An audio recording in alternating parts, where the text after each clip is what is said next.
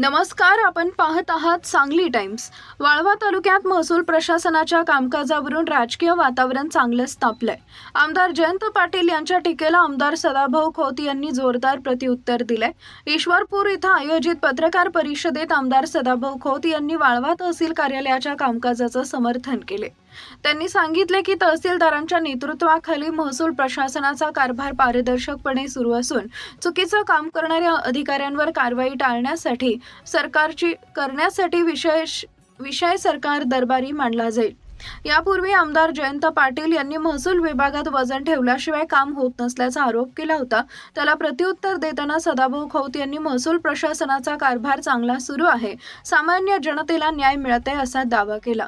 या वादामुळे वाळवा तालुक्यात महसूल विभागाच्या कामकाजावरून पुन्हा एकदा राजकीय आरोप प्रत्यारोपणाला सुरुवात झाली असून हा मुद्दा राज्यस्तरावरही गाजण्याची शक्यता व्यक्त केली जाते। महसूल प्रशासनावरून सुरू झालेल्या या राजकीय संघर्षात पुढे कोणते नवे आरोप प्रत्यारोप होणार याकडे आता सर्वांचं लक्ष लागलंय।